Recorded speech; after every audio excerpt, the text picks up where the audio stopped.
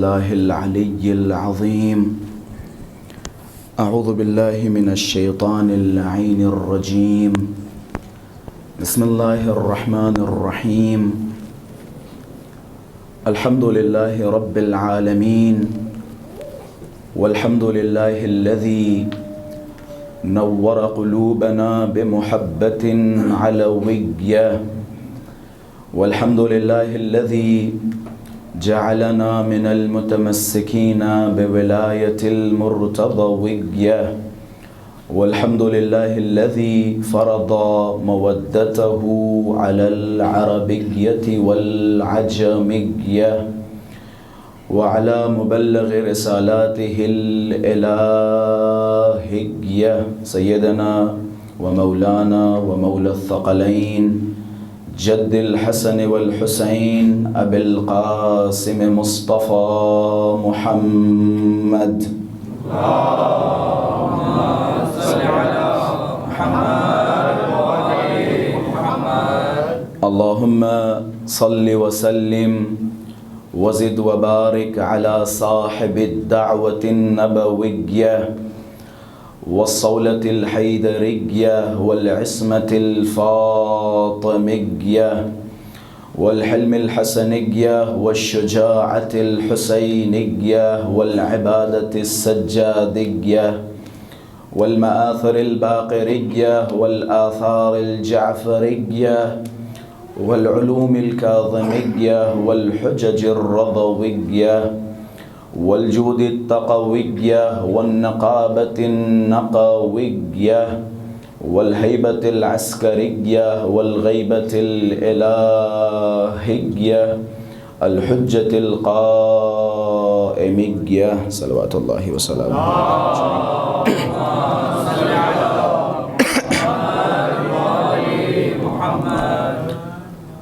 اللهم عرفني نفسك فإنك إن لم تعرفني نفسك لم أعرف رسولك.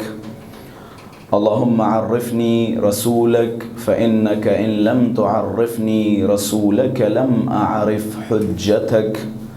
اللهم عرفني حجتك فإنك إن لم تعرفني حجتك ضللت عن ديني. اللهم عجل لوليك الفرج والعافية والنصر واجعلنا من أعوانه وأنصاره. أما بعد فقد قال الله تبارك وتعالى في محكم كتابه ومتقن خطابه بسم الله الرحمن الرحيم. في بيوت أذن الله أن ترفع ويذكر فيها اسمه يسبح له فيها بالغدو والآصال. صدق الله العلي العظيم. صلوات. اللهم صل على محمد وآل محمد. بھائی دیگر صلوات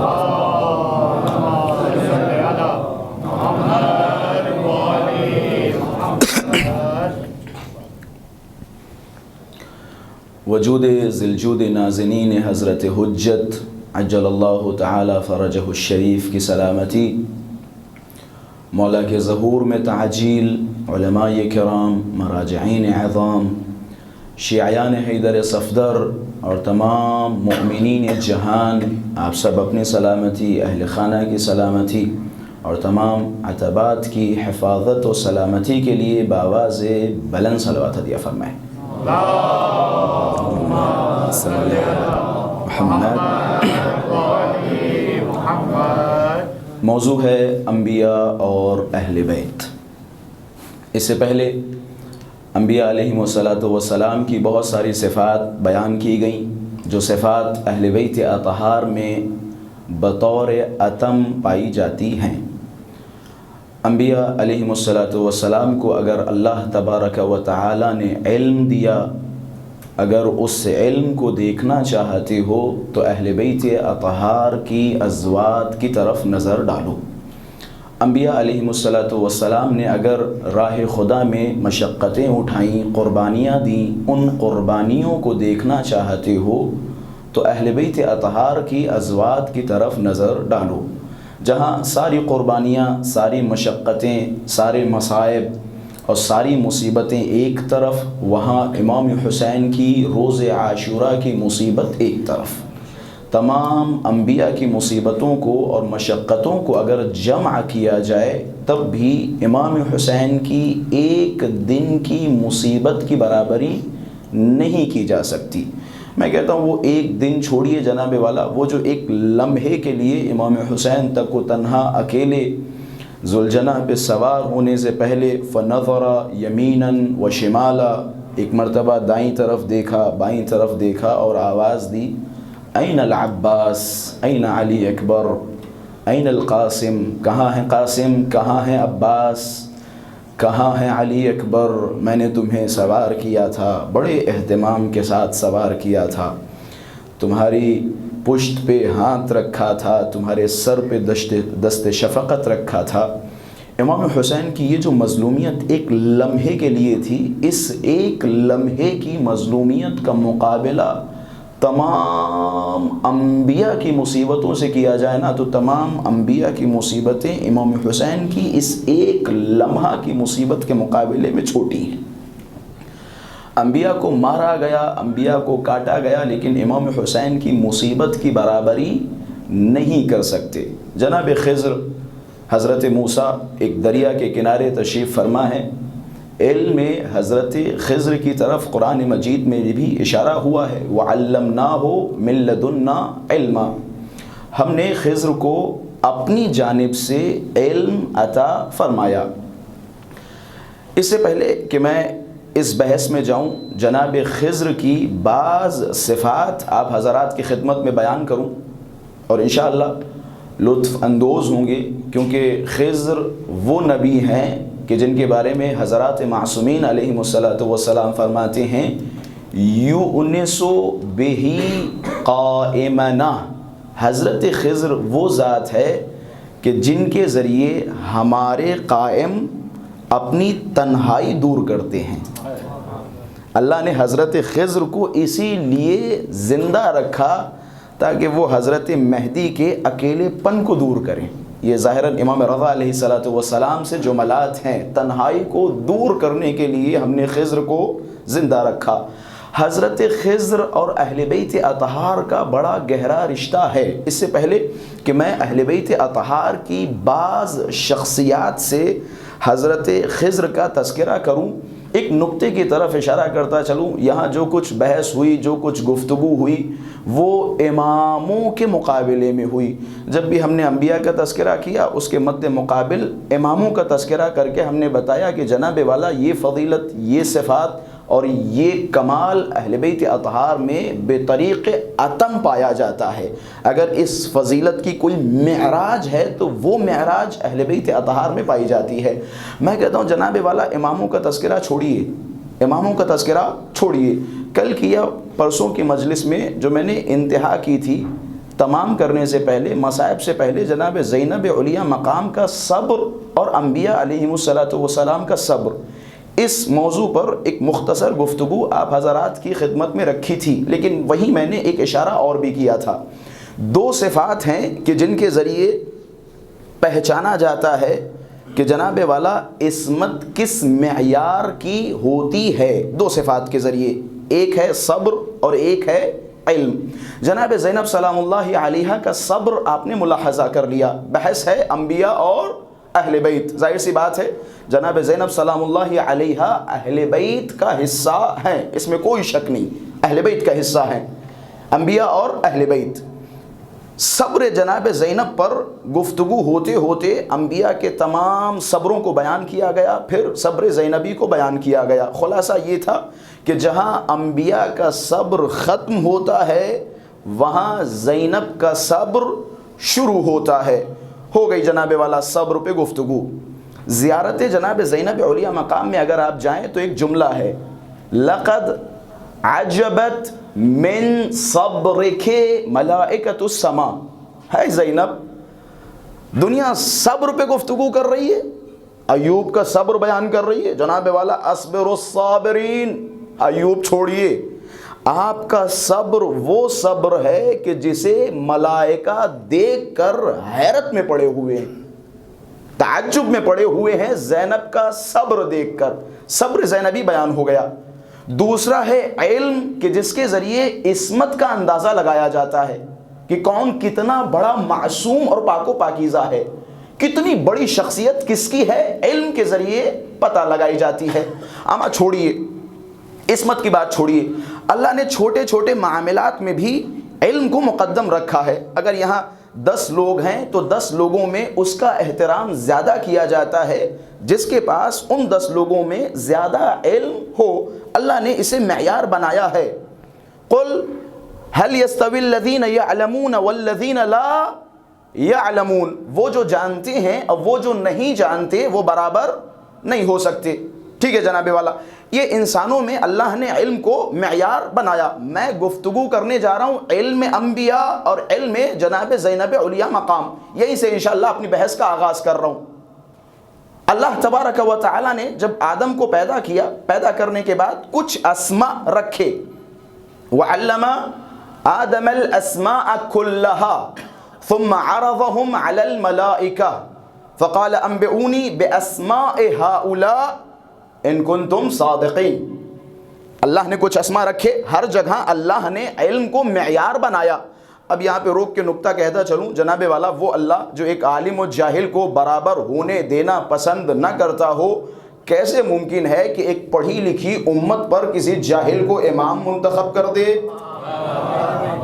اما جنہیں مسئلے تیمم نہ آتا ہو وہ امت کے خلیفہ بنے بیٹھے ہیں، جنہیں مسئلہ تیمم نہ آتا ہو، اما جو اپنے خلافت کے پہلے دن لوگوں کے سامنے کھڑے ہو کے یہ کہتے ہوں کہ جناب والا ایک شیطان ہمارے شانوں پہ سوار رہتا ہے، اگر وہ ہمیں ادھر ادھر موڑ دے تو پلیز مہربانی فرمائیے گا ہمیں سیدھے راستے پہ لے کے آ جائیے گا، آپ اسے امام مانو گے، اسے خلیفہ مانو گے؟ اللہ نے معیار علم کو رکھا۔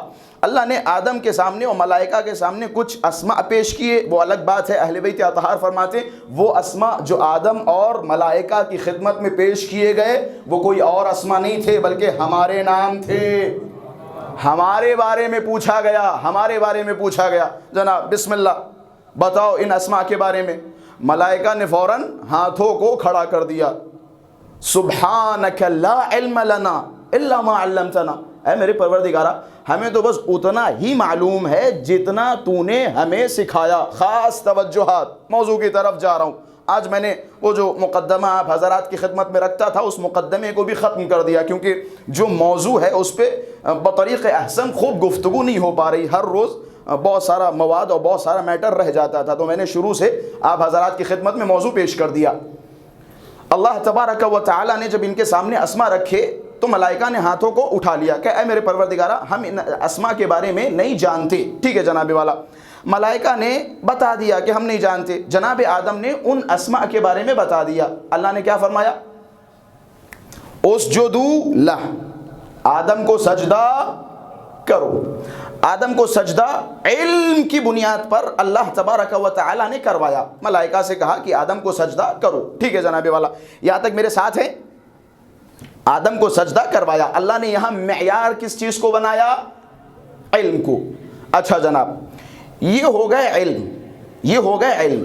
ایک اور علم ہے جو حضرت خضر کے حوالے سے اللہ تبارک و تعالی فرماتا ہے، فوجد عبدا من عبادنا آتیناہ رحمتا من عندنا وعلمناہ من لدنا علما۔ جناب موسیٰ اپنے جوان کے ساتھ یوشع بن نون کے ساتھ جا رہے تھے، راستے میں انہیں ایک اللہ کا بندہ ملا، خاص توجہات، اللہ کا بندہ ملا، موضوع ہے انبیاء اور اہل بیت، اللہ کا بندہ ملا۔ فوجد عبدا من عبادنا، ہمارے بندوں میں سے ایک بندہ موسیٰ کو ملا، کون سا وہ بندہ تھا؟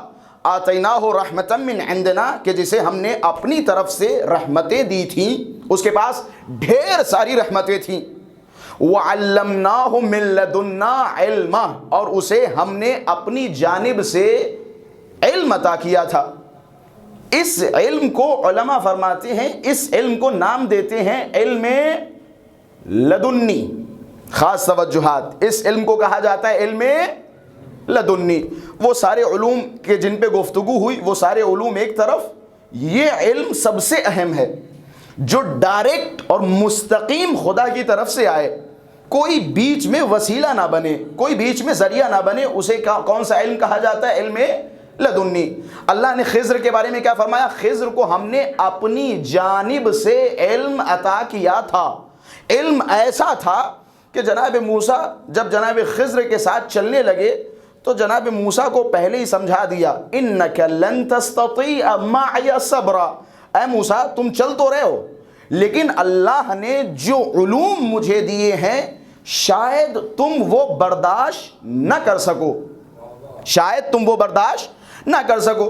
جناب موسیٰ نے فرمایا مجھے لے کے چلو، انشاءاللہ ستجدنی، انشاءاللہ آپ ہمیں صابرین میں سے پائیں گے، ہم صبر کریں گے آپ کے علم کے مقابلے میں. خلاصہ موسیٰ چل دیے، لیکن یہیں پہ رک جائیے. علم لدنی کسے کہا جاتا ہے؟ وہ علم جو مستقیم خدا کی طرف سے آئے، کوئی شاگرد نہ ہو، کوئی مکتب نہ ہو، کوئی مدرسہ نہ ہو، ڈائریکٹ خدا کی طرف سے جو علم آئے اسے علم لدنی کہا جاتا ہے. خضر کو کون سا علم ملا؟ علم لدنی، مستقیم خدا کی طرف سے. خضر کے پاس علم، اس علم کے بعد مرتبہ کیا حاصل ہوا؟ عہدہ کیا ملا؟ عہدہ یہ ملا کہ اس علم کے بعد خضر بن گئے حضرت موسیٰ کے استاد. اس علم کا مرتبہ یہ ہے کہ حضرت خضر کو جب یہ علم ملا تو حضرت خضر موسیٰ کے استاد بن گئے. اب آئیے یہیں پہ معاملے کو روکیے، اب چلتے ہیں چوتھے امام کی خدمت میں. رسول گرامی نے کیا فرمایا؟ اولنا محمد، اوسطنا محمد و آخرنا محمد. ہمارا پہلا بھی محمد ہے، ہمارا درمیانی بھی محمد ہے، ہمارا آخری بھی محمد ہے. اس کا مطلب کیا ہے؟ اس کا مطلب یہ ہے کہ جس طرح سے رسول گرامی کے بارے میں اللہ تبارک و تعالی نے فرمایا، کیا فرمایا؟ وما ينطق عن الهوى ان هو الا وحی یوحی.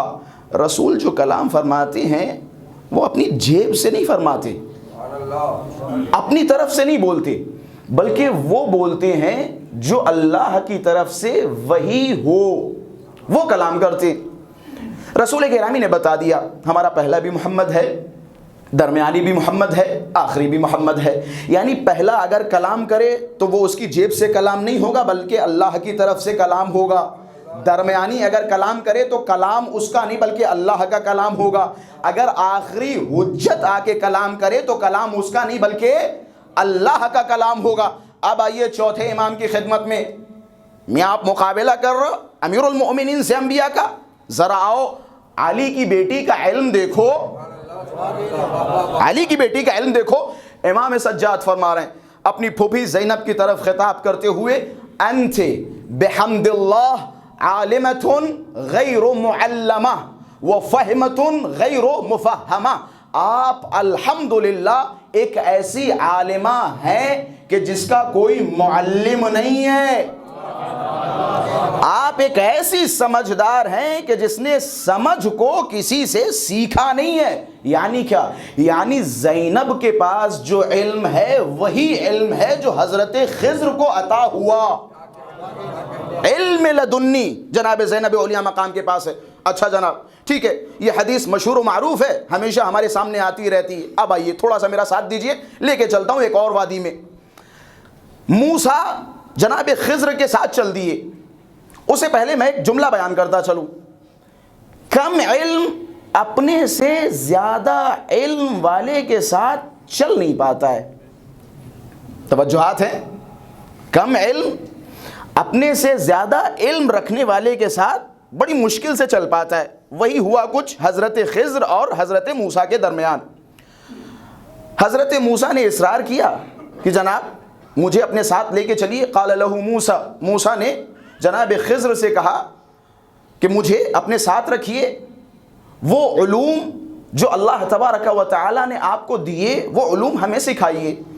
حضرت خضر نے فرمایا انک لن تستطیع معی صبرا، آپ میرے ساتھ چل نہیں پاؤ گے. موسیٰ نے کہا نہیں انشاءاللہ ایسا کچھ نہیں ہوگا، آپ لے کے تو چلیے، آپ ہمیں صابرین میں سے پائیں گے، ہم صبر کرنے والوں میں شمار ہوں گے. جملہ یاد رکھیے گا، کم علم اپنے سے زیادہ علم والے کے ساتھ چل نہیں پاتا. مقام سمجھیے جناب زینب علیہ مقام کا. پھر سمجھیے جناب والا اللہ نے جناب زینب علیہ مقام کو کیسا علم دیا, انبیاء اور اہل بیت. جناب موسیٰ حضرت خضر کے ساتھ چلے. قصہ ماشاءاللہ سے قرآن مجید میں تفصیل کے ساتھ موجود ہے. آپ حضرات سنتے رہتے ہیں یا رجوع کیجئے قرآن مجید کی طرف. میں جلدی جلدی بیان کر کے گزر رہا ہوں کیونکہ نتیجہ دینا ہے. جناب موسیٰ و خضر ایک کشتی پہ سوار ہوئے. حضرت خضر نے کشتی میں سوراخ کر دیا. کشتی میں سوراخ کر دیا. خضر نے شرط یہ رکھی تھی کہ جناب والا اگر میرے ساتھ چل رہے ہو تو جو میں کروں وہ مجھے کرنے دینا, مجھے بار بار ٹوکنا نہیں. ٹوکتا کون ہے؟ ٹوکتا کون ہے؟ ٹوکتا وہ ہے کہ جسے اس کام کی حکمت کا علم نہ ہو. بھائی میں ربط دے رہا ہوں کہیں. ٹوکتا وہ ہے جسے اس کام کی حکمت کا علم نہ ہو. رک کے یہیں سے جملہ پہلے ہی سمجھاتا چلوں تاکہ مقدمہ آنے والا آسان رہے. جب امام حسین کا قافلہ مدینے سے گزرا ہے نا, بہت سارے لوگوں نے مشورہ دیا, مولا آپ ایسا کرو نا, بیوی بچوں کو یہیں چھوڑ دیجیے, اکیلے جائیے. مولا اصغر کا کیا کام ہے؟ مولا زینب کو کیوں لے کے جا رہے ہیں؟ مولا آپ ایسا کیجئے مکے میں ہی بس جائیے. مولا آپ ایسا کیجئے کوفہ نہ جائیے. مولا آپ ایسا کر لیں, مولا آپ ویسا کر لیں. یہ سارے مشورے دینے والے تھے. کچھ لوگوں نے مشورہ نہیں دیا. کچھ لوگوں نے مشورہ نہیں دیا. میں عقیدے کی بحث کر رہا ہوں آپ حضرات کی خدمت میں. کچھ لوگوں نے مشورہ نہیں دیا, چپ چاپ کھڑے. مشورہ دیا کس نے نہیں؟ بسم اللہ, اولاد امام حسین, اولاد امیر المؤمنین زینب, عباس, علی اکبر, قاسم. مجھے ایک جملہ دکھا دے جہاں انہوں نے جا کے حسین کو مشورہ دیا ہو. مشورہ دیا ہو. مشورہ وہ دیتا ہے کہ جسے مقام امامت سے ناآشنائی ہو. جو مقام امامت سے آشنا ہوتا ہے وہ امام کے سامنے اپنے آپ کو سرنڈر کر لیتا ہے, جسے مقام امامت کا علم ہو. اور یہی وجہ ہے ابوالفضل عباس کے روضے پہ جب جاتی ہیں تو کیا گواہی دیتے ہیں؟ اشہد ان لک بالتسلیم والتصدیق. ہے عباس میں گواہی دیتا ہوں. کون گواہی دے رہا ہے؟ امام صادق. میں گواہی دیتا ہوں آپ نے اپنے آپ کو حسین کے سامنے سرنڈر کیا.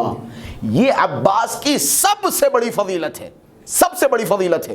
اتنی طاقت, اتنی شجاعت ہونے کے باوجود چپ چاپ کھڑے. یہ تو ہمارے ذاکرین کی دین ہے کہ جناب والا مولا عباس بار بار غصہ رہے ہیں, تلوار توڑے دے رہے ہیں, مولا اجازت دیجیے, مولا اجازت دیجیے. یہ ذاکرین کی دین ہے جناب والا, وگرنہ شخصیت ابوالفضل عباس کی توہین ہے. یہ جملات توہین ہے. عباس مطیع ابا عبداللہ الحسین. آئیے جناب اسی بحث میں. جناب خضر نے جیسے ہی سوراخ کیا, جناب موسیٰ بول پڑے, حضرت آپ کشتی میں سوراخ فرما رہے ہیں, کشتی میں سوراخ کر رہے ہیں. حضرت خضر نے موسیٰ کی طرف دیکھا, میں نے کہا نہیں تھا کہ تم میرے ساتھ چل نہیں پاؤ گے, چل نہیں پاؤ گے. ٹوکا. جناب خضر نے سمجھا دیا کہ آئندہ مت ٹوکنا. پھر آگے بڑھے, ایک گاؤں میں پہنچے, وہاں پہ ایک دیوار ٹوٹی ہوئی پڑی تھی, وہ دیوار بنا دی. جناب موسیٰ پھر غصہ ہو گئے کہ عجیب ماجرا ہے, یہاں گاؤں والوں نے پانی بھی نہ دیا, بھوکے تھے, کھانے کے لیے کچھ نہیں دیا, بدتمیزی سے باتیں کر رہے ہیں, اور آپ ہو کہ جناب والا اس کی دیوار بنانے میں لگے ہوئے. پھر جناب خضر نے فرمایا موسیٰ کیا میں نے نہیں کہا تھا کہ میرے ساتھ صبر کرنا, بولنا نہیں. پھر ان جملوں کو یاد رکھیے گا, بولتا وہ ہے کہ جسے کام کی حکمت کا علم نہ ہو. میں ایک موضوع کی طرف لے کے جا رہا ہوں, شاید بچوں کے لیے نیا نتیجہ ہو. بولتا وہ ہے جسے حکمت کا علم نہ ہو, جو حکمت سے نہ آشنا ہو. پھر آگے بڑھے, ایک بچے کو جناب خضر نے مار دیا. جناب موسیٰ اور غصہ ہو گئے. یہ وہ جملات بیان کر رہا ہوں جو قرآن مجید میں سب تو ضبط ہے. میں اردو ترجمے کے ساتھ, مفہومی ترجمے کے ساتھ آپ حضرات کی خدمت میں عرض کر رہا ہوں. جناب موسیٰ پھر غصہ ہو گئے, آپ نے بچے کو مار دیا. پھر جناب خضر نے فرمایا کہ تم میرے ساتھ چل نہیں پاؤ گے, بس ہو گیا. ھذا فراق بینی و بینک, یہاں سے ہماری اور تمہارے درمیان جدائی ہے. آپ اپنے راستے جائیے, بسم اللہ, ہم اپنے راستے بسم اللہ. ہم آگے نہیں چل پائیں گے. لیکن جانے سے پہلے, الگ الگ ہونے سے پہلے ہم اپنے کاموں کی حکمت بھی بتا دیں. اگر تم خاموش رہتے, چپ چاپ رہتے, تو تمہیں معلوم ہو جاتا, بعد میں حکمت بتا دیتا. تم ہم پہ بھروسہ کر سکتے تھے, لیکن تم نے ہم پہ بھروسہ نہیں کیا, کیونکہ تمہارا علم میری بنسبت میری ذات کے بارے میں یا میری معرفت تمہارے پاس اتنی نہیں ہے جتنی ہونی چاہیے تھی. میں ربط دے رہا ہوں, اتنی معرفت جو ہونی چاہیے تھی وہ آپ کے پاس نہیں ہے. منتہا میں بتا دیتا ہوں, وہ جو کشتی میں نے سوراخ کیا تھا وہ اس لیے کیا تھا, وہ غریب کی کشتی تھی. غریب بیچارہ وہاں سے جاتا, ایک بادشاہ کی اس کے اوپر بری نظر تھی, بادشاہ اس کی کشتی چھین لیتا. لہٰذا میں نے سوراخ کر دیا تاکہ بادشاہ جب اس کشتی کو دیکھے گا تو کہے گا یہ تو معیوب ہے, اس کشتی کو لے کے کیا کروں گا. میں نے سوراخ ایسی جگہ پہ کیا ہے کہ جہاں کوئی نقصان نہ ہو اس کشتی والے کو, ایسی جگہ پہ سوراخ کیا ہے. یہ ہو گیا. وہ دیوار کیوں بنائی تھی؟ دیوار اس لیے بنائی تھی کہ وہاں 2 یتیم تھے جن کا خزانہ چھپا ہوا تھا. اگر میں دیوار نہیں بناتا تو ان کا خزانہ لوٹ لیا جاتا. بچے کو کیوں مارا؟ بچے کو اس لیے مارا کیونکہ وہ بڑا ہو کے اپنے والدین کو مشرک بنا دیتا, کافر بنا دیتا. خلاصہ بات ختم ہو گئی. جناب موسیٰ کو علتیں بتا دی گئیں, پھر بعد میں ہاتھ جوڑے کہ بھیا بسم اللہ, ھذا فراق بینی و بینک, یہاں سے ہمارے تمہارے درمیان جدائی شروع, آپ اپنے راستے جائیے, ہم اپنے راستے جاتے ہیں, معاملہ ختم. اب آئیے میرے ساتھ. نتیجہ کیا نکلا؟ نتیجہ وہی نکلا جو میں نے آپ حضرات کی خدمت میں بیان کیا تھا. کم علم اپنے سے زیادہ علم والے کے ساتھ چل نہیں پاتا. جسے حکمتوں کا اندازہ نہ ہو وہ حکیم کے ساتھ چل نہیں پاتا, سروائیو نہیں کر پاتا. اب آئیے جناب والا, سلام کیجئے علم زینب علیہ مقام پر, زینب علیہ مقام کی ذات پر, جس نے رسول کے دور کو دیکھا, علی کے دور کو دیکھا, حسن و حسین کے دور کو دیکھا, لیکن کہیں نہیں ملتا کہ زینب نے ایک اشکال نبوت و امامت کے سامنے کی ہو. ایک سوال کیا ہو, کہیں نظر نہیں آتا. جناب زینب علیہ مقام نے صفین دیکھی, جناب زینب علیہ مقام نے صلح امام حسن دیکھی, لیکن کہیں ملتا ہے کہ جناب والا بہت سارے لوگ امام حسن مجتبیٰ کے پاس آئے اور آنے کے بعد کہنے لگے السلام علیک یا مضل المؤمنین, سلام ہو اس پر, نعوذ باللہ جس نے مؤمنین کو ذلیل کر دیا. کس سے کہہ رہے ہو؟ کس سے کہہ رہے ہو؟ امام سے کہہ رہے ہو؟ تو زیادہ جانتا ہے یا امام زیادہ جانتا ہے؟ امام کو مشورہ دے رہا ہے. امام سے کہہ رہا مولا آپ نے معاویہ کے ساتھ صلح کیوں کی؟ تم ہوتے کون ہو؟ کیا تم نے عقیدہ امامت پڑھا یا نہیں پڑھا؟ مولا پڑھا ہے. اگر عقیدہ امامت پڑھا ہوتا تو امامت کا پہلا چیپٹر ہے عصمت. امام معصوم ہوتا ہے, امام کوئی خطا نہیں کر سکتا ہے, تمہیں تسلیم ہونا چاہیے تھا. جناب تھوڑا سا میرا ساتھ دیجئے, میں آپ کو دلیل پیش کر رہا ہوں. جناب زینب کا علم کیسا تھا؟ حدیث کے ساتھ توجہات, حدیث کے ساتھ ماشاء اللہ سے حفظ ہے. ہوا کیا تھا؟ ایک چادر والا قصہ ہوا.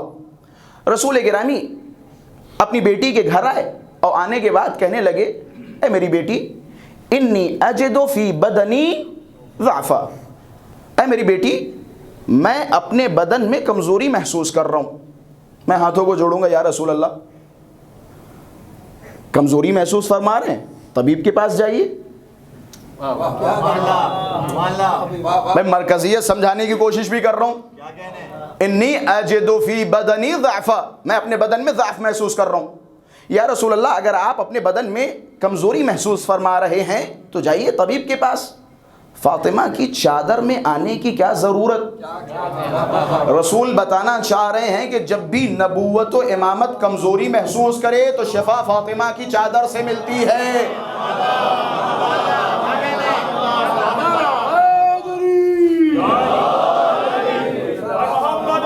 محمد بلندر سلوات.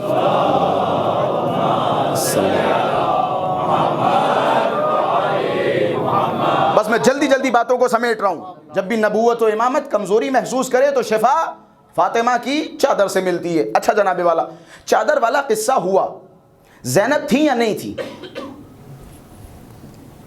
زینب تھی یا نہیں تھی؟ بنا بر روایت جناب زینب کی عمر 5 یا 6 برس کی تھی جب یہ چادر والا معاملہ پیش آیا. اچھا جناب ذرا سوچئے کسی کے گھر میں 5 یا 6 سال کی بچی ہو اور چادر والی ایسی کہانی ہو رہی ہو. مثال کے طور پہ نانا آئے چادر میں آ گئے، بابا آئے چادر میں آ گئے، بھائی آئے چادر میں آ گئے۔ 4 یا 5 سال کی بچی جب یہ ماحول دیکھے گی تو کیا چادر میں جانے کی ضد نہیں کرے گی؟ جناب علم زینب پہ گفتگو ہو رہی ہے، سنا نا موسیٰ و خضر یاد ہے نا، علم اور حکمت ہو سکتا ہے ضد کی، لیکن مؤرخین نے نہیں لکھی۔ ایسے مقام پہ میں کہوں گا جناب والا، وہاں جو کچھ ہوا مؤرخین نے لکھ دیا۔ کسی نے چادر میں آنے کی اجازت مانگی، مؤرخین نے وہ بھی لکھ دی۔ اگر زینب یا علی بھائی خواتین نے چادر میں آنے کی اجازت مانگی، مؤرخین نے لکھا کہ وہاں کچھ خواتین تھیں کہ جنہوں نے چادر میں آنے کی اجازت مانگی۔ رسول گرامی نے منع فرمایا، انت علی الخیر، آپ خیر پر ہیں۔ کون خیر پہ؟ ان کی بات نہیں کر رہا ہوں، یہ ام سلمہ کی باتیں ہو رہی ہیں۔ ام سلمہ آپ خیر پر ہیں، آپ جس مقام پہ ہیں اسی مقام پہ بہتر ہیں، لیکن یہ آپ کا مقام نہیں ہے۔ بھائی ام سلمہ نے چادر میں جانے کی ضد کی، مؤرخین نے لکھ دیا۔ اگر زینب چادر میں جانے کی ضد کرتی تو مؤرخین لکھتے، اگر مؤرخین نے نہیں لکھا تو اس کا مطلب یہی ہے کہ زینب نے چادر میں جانے کی ضد نہیں کی۔ بھائی علت کیا ہے؟ علت یہ ہے کہ عجب نہیں زینب علیہ مقام اما ام سلمہ سے فرمائیں آپ کو نہیں معلوم تھا لہٰذا آپ نے جانے کی ضد کی، لیکن میں تو جانتی تھی لوح محفوظ میں پنجتن صرف 5 ہیں۔ میں جانتی تھی کہ لوح محفوظ پر پنجتن صرف 5 ہے، آپ کو نہیں معلوم تھا، آپ نے ضد کی، لیکن مجھے معلوم تھا۔ یہ ہے حکمت زینب علیہ مقام، حکمت جناب زینب علیہ مقام، یہ ہے علم زینب علیہ مقام۔ آپ موسیٰ و خضر کے قصے کو ساتھ رکھیے، کہاں خضر کا علم اور کہاں محمد مصطفیٰ کا علم، کہاں خضر کا علم کہاں علی مرتضیٰ کا علم۔ موسیٰ خضر کے ساتھ چل نہیں پائے، لیکن سلام ہو زینب علیہ مقام پر کہ جس نے تمام اہل بیت اطہار کے بڑے بڑے فضیلت کے مناروں کے ساتھ زندگی بسر کی ہو، کبھی ایک انگلی اہل بیت اطہار یا اماموں کی طرف نہ اٹھائی ہو، کبھی مشورہ نہ دیا ہو۔ انہیں پتا تھا کہ یہ مقام کیسا مقام ہے، انہیں پتا ہے کاموں کی حکمت کیا ہے، سب مشورہ دے رہے، لیکن زینب جانتی ہے کہ حسین جہاں جا رہے ہیں وہی ہمارا مقام ہے۔ زینب جانتی، جو نہ جانے وہ پوچھے، جو نہ جانے وہ پوچھے۔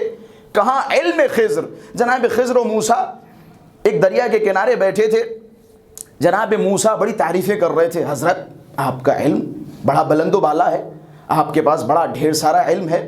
جناب خضر نے جب موسیٰ کی باتوں کو سنا، ایک پرندے کی طرف دیکھا جو سمندر سے اپنی منقار میں پانی اٹھا رہا تھا، سمندر سے منقار میں پانی اٹھا رہا تھا۔ جب موسیٰ نے زیادہ تعریف کی نا تو حضرت خضر نے فرمایا کہ موسیٰ یہ دیکھ رہے ہو کہ کیا کہ ایک پرندہ سمندر سے ایک منقار میں پانی اٹھا رہا ہے، کہ یہ ہے ہمارا اور تمہارا علم۔ ہمارا تمہارا علم کہ جی ہاں، یہ ہمارا اور تمہارا علم ہے اس وسیع کے مقابلے میں جو محمد مصطفیٰ کا ہوگا۔ محمد مصطفیٰ کے وسیع کے مقابلے میں یہ ہمارا علم ہے۔ علی کا علم جیسے سمندر، ہمارا اور تمہارا علم جیسے اس پرندے کی منقار کا ایک قطرہ پانی اس علی کے مقابلے میں۔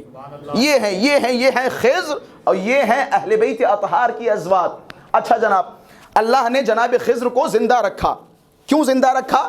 ایک علت میں نے بیان کی، یؤنس بہ قائمنا علیہ السلام۔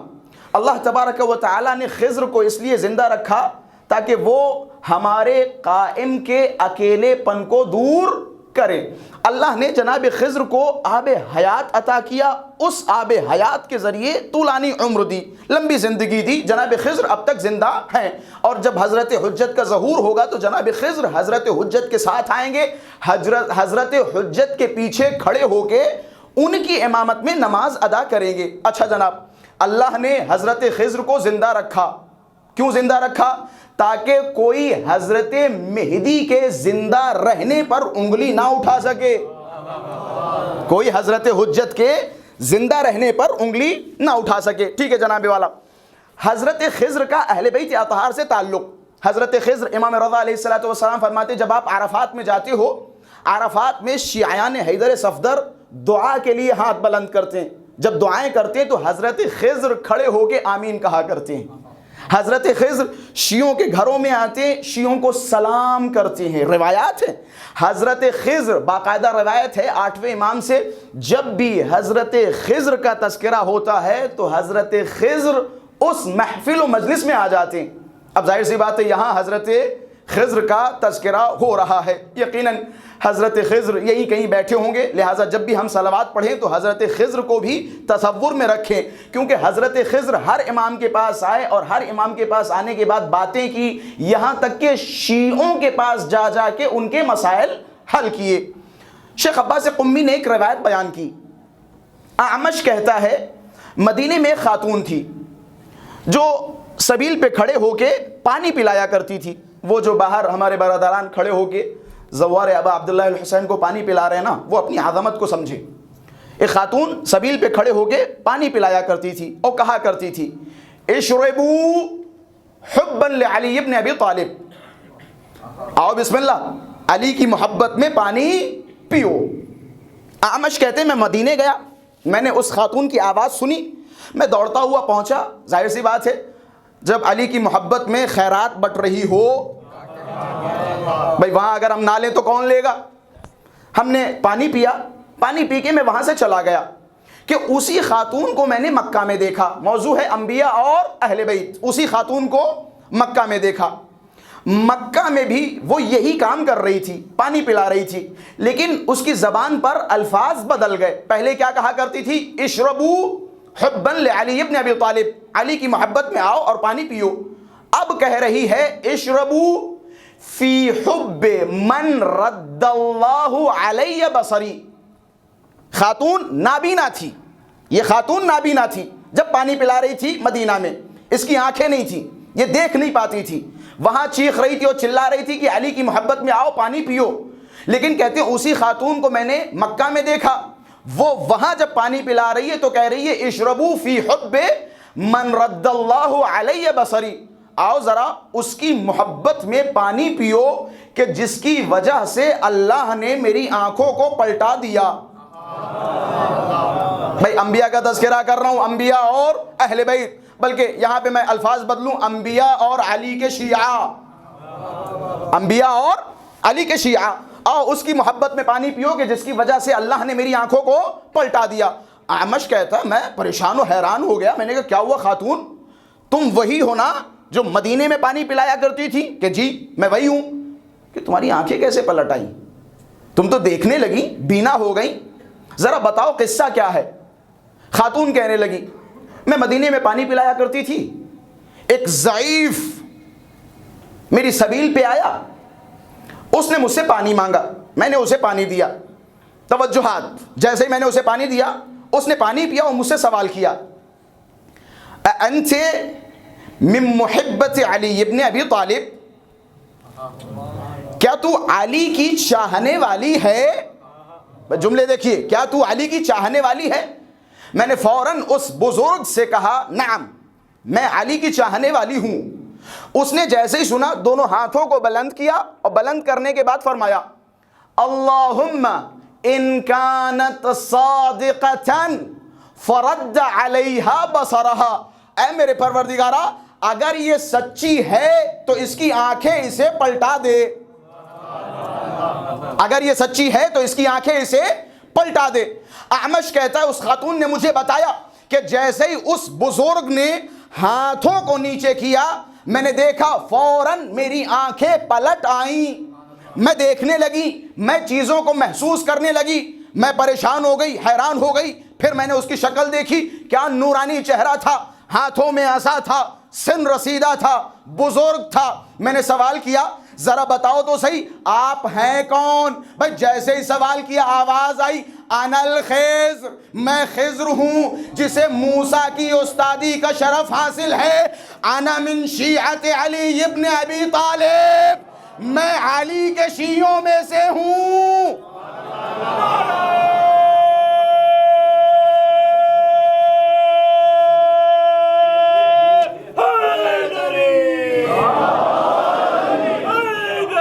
سبحان اللہ. آپ جیئیں، سلامت رہیں.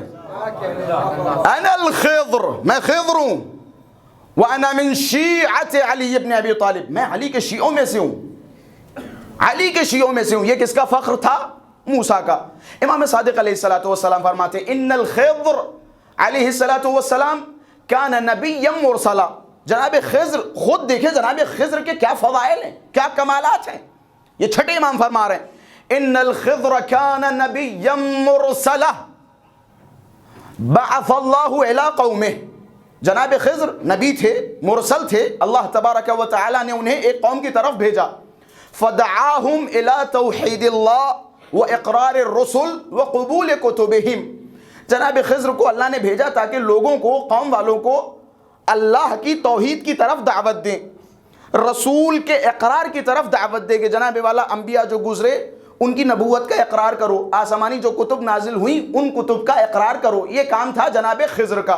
اب آئیے جناب والا مولا کیا فرماتے، بعض نے جناب خضر کا انکار کیا اور انہیں چھوڑ دیا، بعض نے جناب خضر کو پریشان کیا، اذیتیں دی.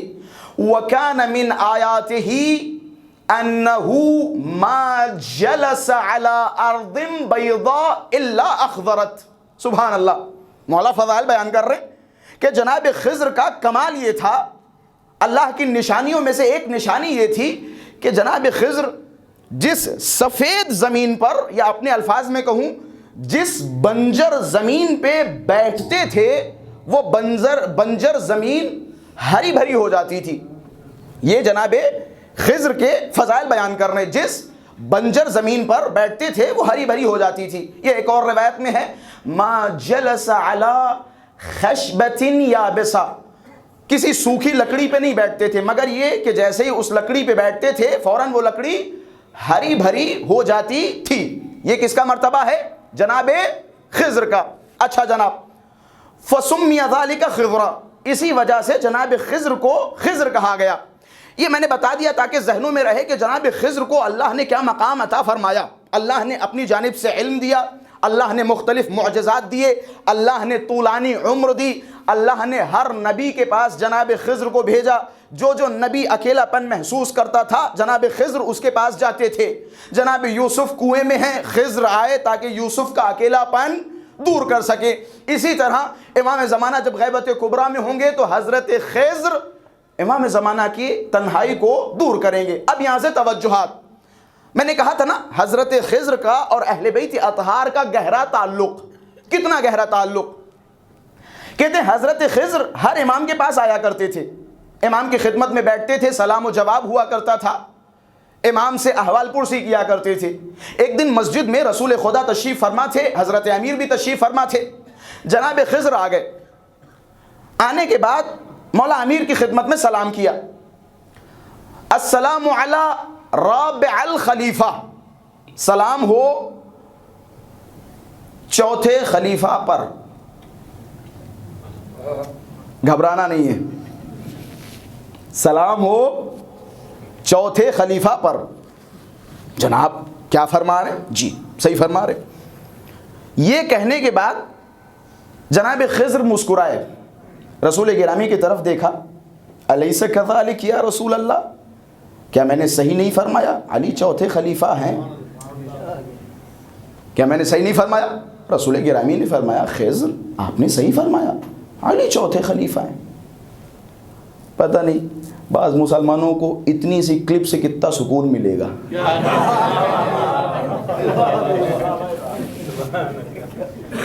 نہیں کٹے گی، آپ گھبرائیں نہیں. سلام ہو چوتھے خلیفہ پر. اور تھوڑا سا پریشان کر دوں، چھٹے امام نے فرمایا من لم یقل لعلی بأنه رابع الخلفاء فعلیہ لعنت اللہ. جو علی کو چوتھا خلیفہ نہ مانے اس پر اللہ کی لعنت. تھوڑا اور حیران ہو گئے. جناب خضر آئے, سلام ہو چوتھے خلیفہ پر. ظاہر سی بات ہے مولا کے چاہنے والے تشریف فرمائیں. اب دیکھیں کیسے بعض لوگوں کے منہ ایسے بن گئے. مولا کے چاہنے والے قبلہ کیا فرما رہے ہیں؟ اب ظاہر سی بات ہے سلمان و بوذر و مقداد و قنبر اسی محفل میں بیٹھے تھے کہ یا رسول اللہ یہ کیا معاملہ, کیا ماجرا ہے؟ جناب خضر آ کے علی کو چوتھا خلیفہ کہہ کے چلے گئے, چوتھا خلیفہ بنا دیا. رسول گرامی نے فرمایا اس میں مشکل کیا ہے؟ بے شک علی چوتھے خلیفہ ہیں. اللہ نے جب زمین کو پیدا کیا, آدم کا پتلا بنایا, آدم کے پتلے میں روح ڈالی, ملائکہ کے سامنے اللہ نے خطاب کیا انی جاعل فی الارض خلیفہ, میں زمین پر خلیفہ بنانے والا ہوں. فآدم هو الاول, بس آدم پہلے خلیفہ تھے. میں توجہات, آدم پہلے خلیفہ تھے. جناب موسیٰ نے دعا کی وَاجْعَلْ لِي مِن لَدُنْكَ وَزِيرًا مِّنْ أَهْلِي ہارون اخی, اے میرے پروردگارہ تو اپنی جانب سے میرے اہل میں سے ہارون جو کہ میرا بھائی ہے اسے میرا وزیر بنا دے, اسے میرا خلیفہ بنا دے. یا ہارون اخلفنی فی قومی, اے ہارون میری قوم میں میری طرف سے تم خلیفہ ہو. بھائی یہ رہے دوسرے خلیفہ. وہ جو ایک سیکنڈ کے لیے مسلمانوں کو خوشی ملی تھی وہ خوشی ختم ہو گئی. یہ رہے دوسرے خلیفہ. اللہ داؤد کی طرف خطاب کر رہا یا داؤد انا جعلناک خلیفۃ فی الارض, میں تمہیں زمین پر خلیفہ بنا رہا ہوں. یہ تھے تیسرے خلیفہ, یہ رسول گرامی بیان فرما رہے ہیں یہ تھے تیسرے خلیفہ. اے علی غدیر میں اپنے ہاتھوں پہ بلند کر کے من کنت مولا فہذا علی مولا کہہ کے میں نے تمہیں چوتھا خلیفہ بنایا.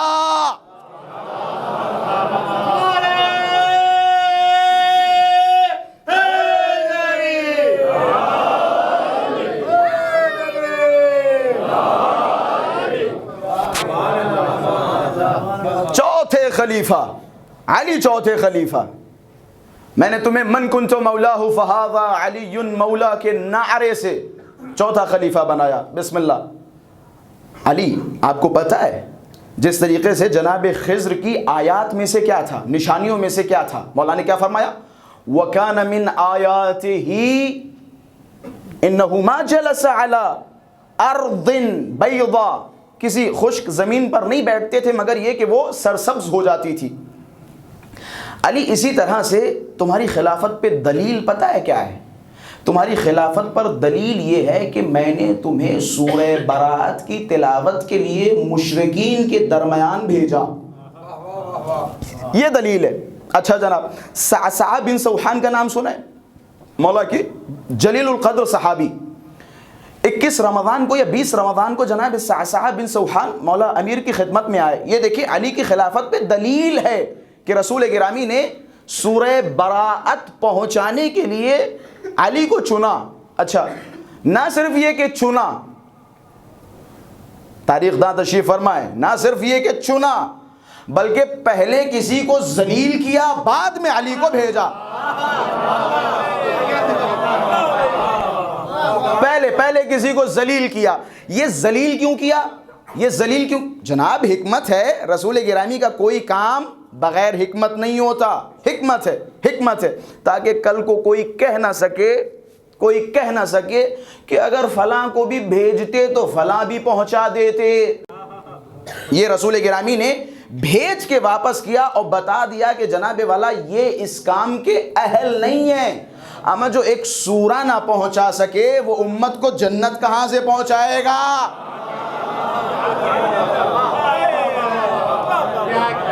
اما جو ایک سورہ مکہ نہ پہنچا سکا ہو وہ تمہیں اور ہمیں جنت میں پہنچائے گا, جنت کے دروازے پہ پہنچائے گا. ٹھیک ہے جناب والا, یہ علی کی خلافت پہ دلیل ہے. اچھا جناب صعصع بن سوحان آخری لمحات امیر المؤمنین کی خدمت میں آئے, کہنے لگے یا علی اپنے فضائل بیان کیجئے. انت افضل او آدم, آپ افضل ہیں یا جناب آدم؟ انت افضل او موسیٰ, آپ افضل ہیں یا جناب موسیٰ؟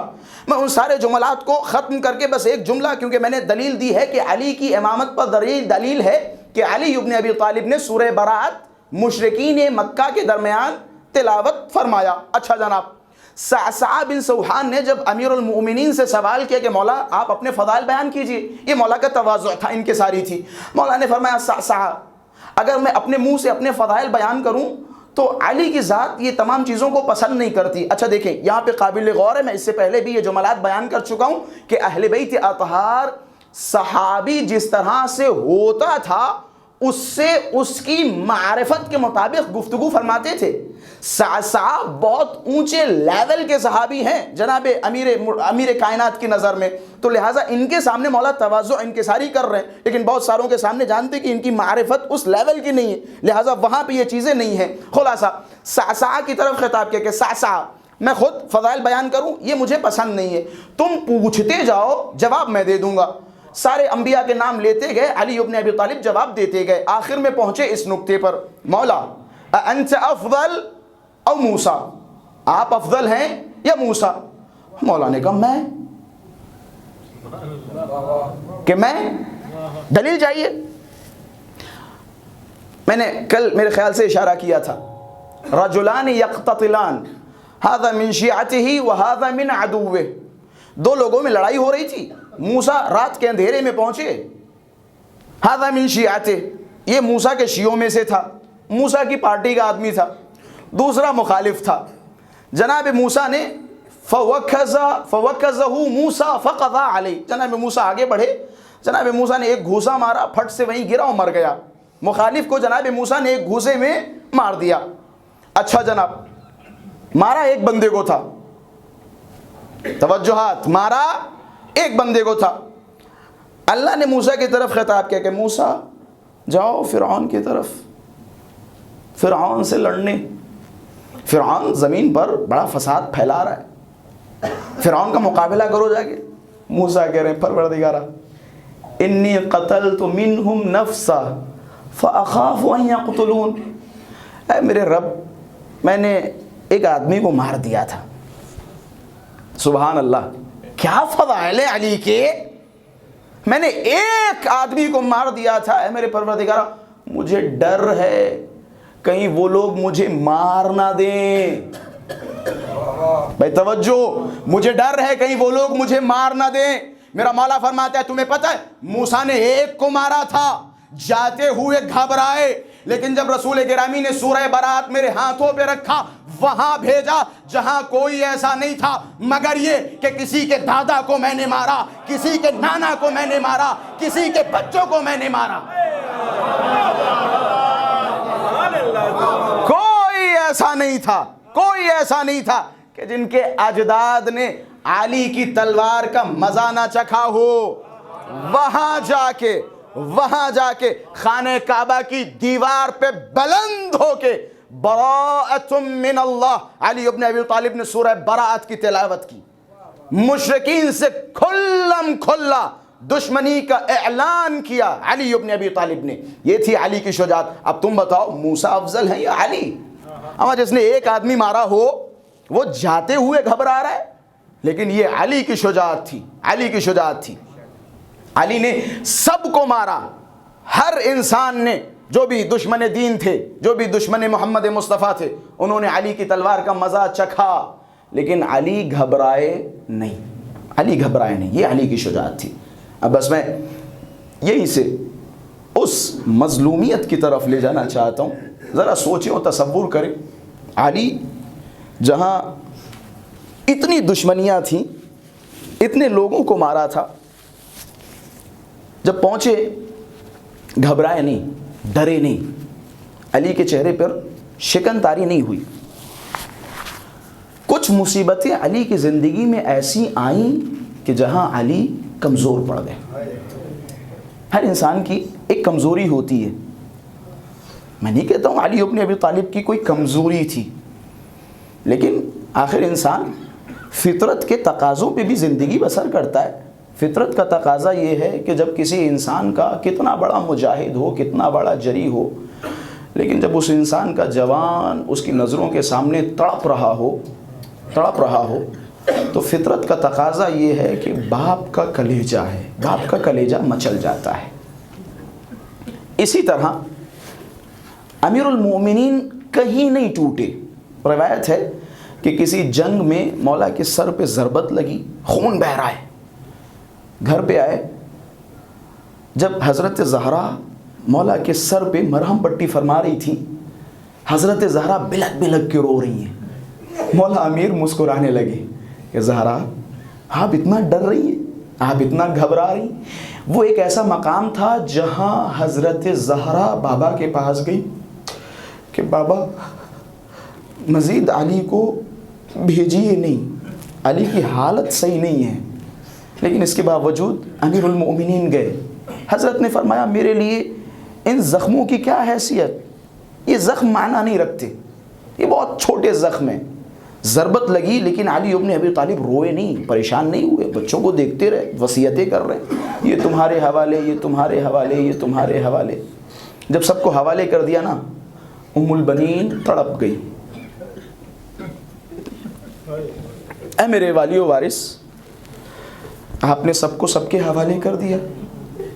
زینب کو حسین کے حوالے, بچوں کو حسن کے حوالے. میرے عباس نے کیا غلطی کی,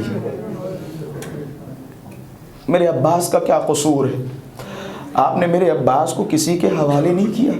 علماء فرماتے ہیں جہاں سب کو علی نے حسن و حسین کے حوالے کیا, وہیں عباس کو بلایا, حسین کا ہاتھ لیا کہ عباس حسین تیرے حوالے.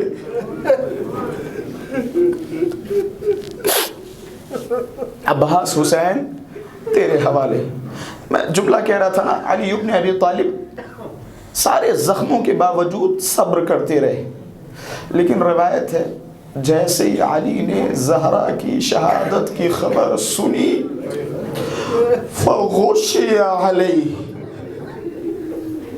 فوراً غش طاری ہوا, منہ کے بل مسجد میں گر گئے. یہاں اب علی برداشت نہیں کر پا رہے. امام حسین نے روز عاشورہ ہر مقام پہ صبر کیا, ہر جگہ صبر کیا. لیکن میں نے کہا نا, انسان آخر عاطفہ رکھتا ہے, انسان کی فطرت ہے, انسان فطرت کے مطابق زندگی بسر کرتا ہے. بس میں مصائب کے 2-4 جملے اور زحمت تمام. مجھ سے گزارش کی ہے بچوں نے, جوانوں نے, کہ میں کربلا کے جوان کے مصائب پڑھوں. کاش میں 2-4 جملے عرض کر سکوں. امام حسین نے جب جناب علی اکبر کو روانہ کیا ہے نا, روانہ کرنے سے پہلے جناب علی اکبر سے فرمایا کہ بیٹا اکبر, مجھ سے اجازت لینے سے پہلے پھوپھی زینب کی بارگاہ میں جاؤ, زینب سے اجازت مانگو. جناب زینب کے لیے ایک جملہ کہتا چلوں. جناب زینب کربلا کی واحد ایک ایسی ماں تھی کہ جس نے تمام بچوں کو تربیت دی. اکبر کو زینب نے پالا, سب کو زینب نے پالا. روایت کے جملے, جب جناب زینب علیہ مقام کے پاس جناب علی اکبر گئے ہیں نا, جب خیمے سے نکلے, راوی کہتا ہے میں نے دیکھا کبھی خیمے کا پردہ اٹھتا ہے پھر گر جاتا ہے, پھر اٹھتا ہے پھر گر جاتا ہے. میں نے پتا کیا یہ علت کیا ہے, راز کیا ہے, تو پتا چلا جیسے ہی یہ محرمات جناب علی اکبر کو رخصت کرتی تھی, اکبر خیمے کے پاس جیسے ہی جاتے تھے, خیمے کا پردہ اٹھاتے تھے, یہ خواتین پردہ گرا دیتی تھی, اکبر سے چپٹ کے رونے لگتی تھی, اے میرے کڑیل جوان اکبر, خدا آپ کے جوانوں کو سلامت رکھے. حسین جب اکبر کو روانہ کر رہے تھے نا, حسین نے جب علی اکبر کو روانہ کیا, ایک جملہ فرمایا, آزادارو ایک جملہ فرمایا کہ اکبر جب تم میدان کارزار کی طرف جانا نا, اپنے ضعیف باپ کو مڑ مڑ کے دیکھتے رہنا، مڑ مڑ کے دیکھتے رہنا۔ جناب علی اکبر آگے بڑھے۔ جناب علی اکبر نے کیا دیکھا کہ ضعیف باپ ہے جو اکبر کے پیچھے چلتا چلا آ رہا ہے۔ اکبر مڑے، بابا کی طرف خطاب کیا کہ بابا آپ مجھے رخصت فرما چکے ہیں، آپ کیوں میرے پیچھے پیچھے آ رہے ہیں؟ عجب نہیں، حسین نے ایک جملہ فرمایا کہ اے میرے بیٹے اکبر، کاش تو بھی صاحب اولاد ہوتا۔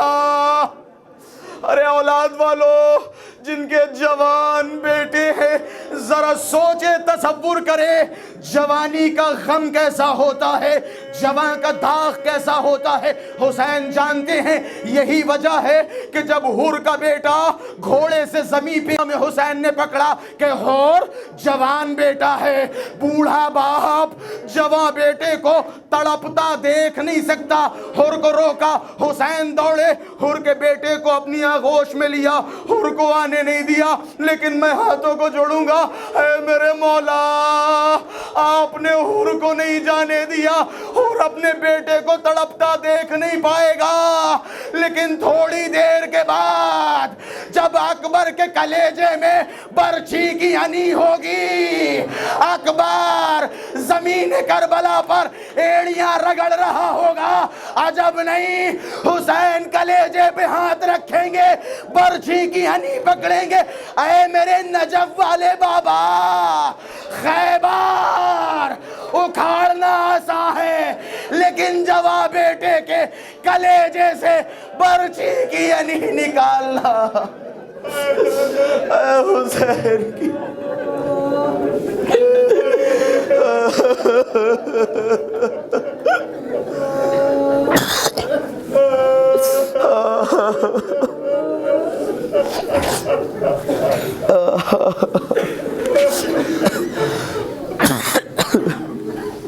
الا لعنت اللہ علی القوم الظالمین، انا للہ و انا الیہ راجعون، رضا بقضائه و تسلیما لامرہ۔ پروردگارہ امام زمانہ کے ظہور میں تعجیل فرما، پروردگارہ ہم سب کو مولا کے اوان و انصار میں شمار فرما۔ پروردگارہ تجھے واسطہ ہے حضرت علی اکبر کی جوانی کا امام زمانہ کے ظہور میں تعجیل فرما۔ پروردگارہ تجھے واسطہ ہے مظلومیت ابا عبداللہ الحسین کا امام زمانہ کے ظہور میں تعجیل فرما۔ پروردگارہ تجھے واسطہ ہے عزاداروں کی آنکھوں سے نکلے ہوئے آنسوؤں کا امام زمانہ کے ظہور میں تعجیل فرما۔ پروردگارہ تجھے واسطہ ہے سیدہ کے شکستہ پہلو کا امام زمانہ کے ظہور میں تعجیل فرما۔ اللہم عجل لولیک الفرج والعافیت والنصر واجعلنا من اعوانه وانصاره، ربنا تقبل منا انك انت السميع العليم۔ ماتم حسن